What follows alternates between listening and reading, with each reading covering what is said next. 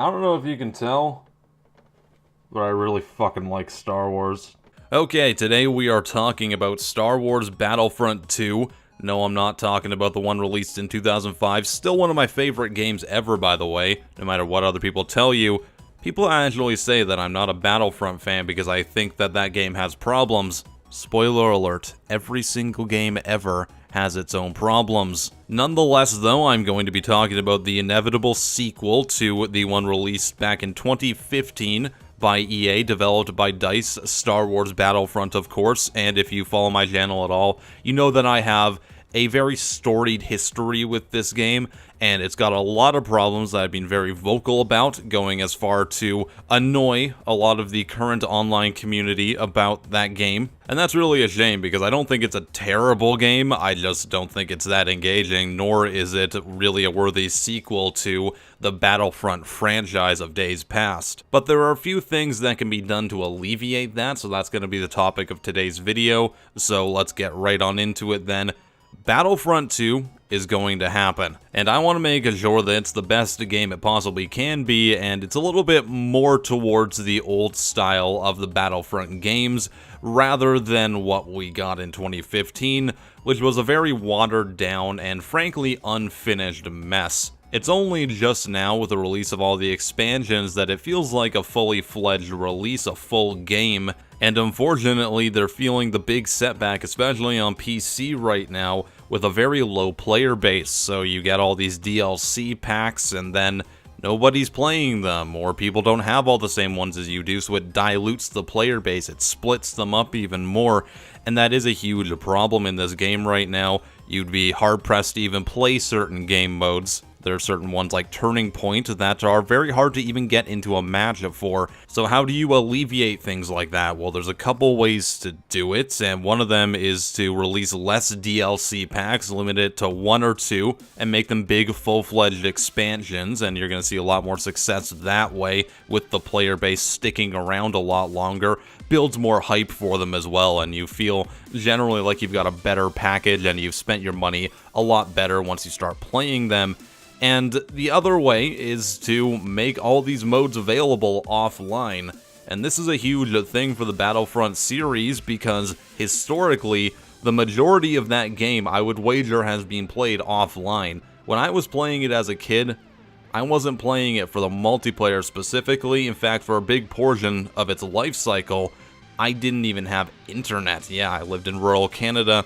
Don't judge, let me live my own life, damn it. But when I was playing that game, if I was ever playing with other people, it was playing couch co-op and just doing some local multiplayer where we'd run around on instant action, maybe do like a galactic conquest against each other, and just try to kill as many AI as possible, and it was a hell of a lot of fun. Because here's the thing with the Star Wars Battlefront series.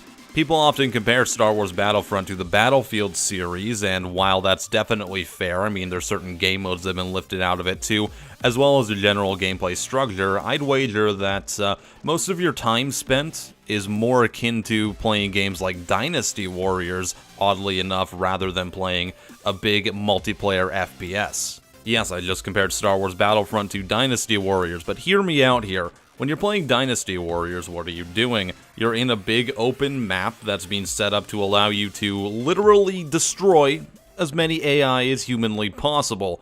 And that's really what you do in Star Wars Battlefront as well. The AI isn't very good at all, and you just wreck all their faces with your AI companions as well, maybe some couch co-op people, and if you're playing multiplayer, they're there too. But in the original games, there was always that AI presence that you could just stomp face with. And that was a huge draw point to the series because when you were playing it, you felt like the hero. You felt like someone who was there to, like, rid the galaxy of all the droid separatist army or destroy all the clone troopers, take out all those dastardly rebels. You really felt like the hero in the Star Wars universe, and unfortunately with the newest iteration of it being basically multiplayer only, we can talk about the co-op. I'd rather not, it's not very good at all, spoiler alert. But with the new version of it being all multiplayer, it just feels like your general multiplayer shooter. You don't really feel like you're in the Star Wars universe apart from the aesthetic. If you took all the Star Wars aesthetic off of that game, it would feel very similar to everything else. However, in the old one, you could take all that off and still enjoy yourself, still feel like that hero. The old versions of Star Wars Battlefront felt like they were built around a Star Wars game, whereas Star Wars Battlefront 2015 feels like Star Wars built around another game. And it's really a big shame. So the biggest thing that I believe that they could do to kind of rectify this is to offer AI modes, offline modes for every single game mode in the game.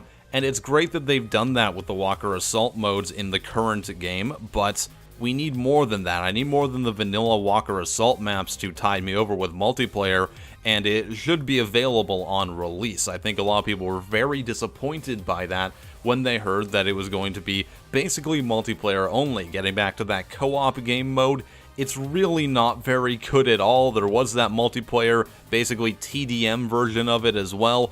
Just overall though, not good at all. We need like the entire game mode, everything in Walker Assault, everything in the game should be available offline as well. That way when the player base dies like it has on PC, there's fewer than 5,000 people playing it at once mostly. That renders some of these game modes and DLC packs pretty much worthless.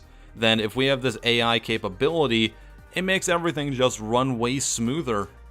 It means that in 10 years I can go back to this game like I can with Star Wars Battlefront 2 of 2005 and still enjoy myself and still play the game fully, where I'm not going to be able to do that within probably a year with Star Wars Battlefront 2015.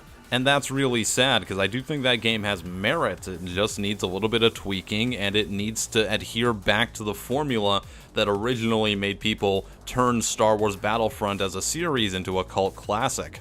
My best memories of Star Wars Battlefront 2015 are running around in the offline AI mode and just wrecking tons of stormtroopers over and over and over again. It's almost cathartic in that very similar fashion that Dynasty Warriors is.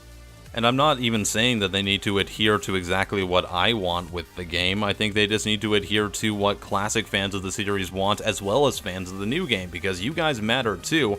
If you are a fan of this new game and you really want it, then you should still be interested in this, and you should still want this, because it adds more options, more game modes, and more player base to a game that you really enjoy as well. They don't have to take out anything that you like out of the game, they just need to add in some more things to make it feel like a more complete product, and that's totally good. That's something we should be supporting in the industry. So is there anything else you would like to see in the game, or do you have any comments on what I said in this video? If you do, leave a comment. I'd love to read them. I reply to as many as I possibly can. If you like this video, give it a thumbs up. If you didn't, give it a thumbs down. That's cool beans as well. I am PattyJack, and I will see you guys next time. Have a wonderful day. You know, I often come under fire for a lot of my viewpoints on video game series. People often say that I'm not a real fan because I still find flaws with series that I really enjoy, whether it be Star Wars Battlefront or the Elder Scrolls series or anything else like that that I've talked about in the past.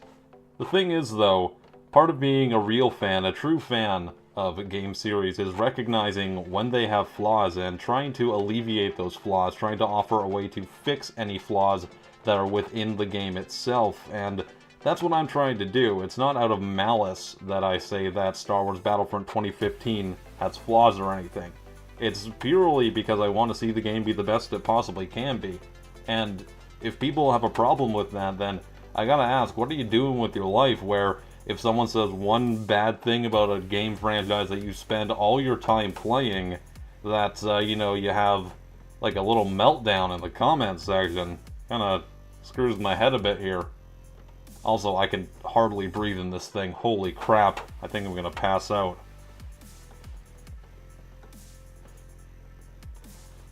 I really fucking like Star Wars.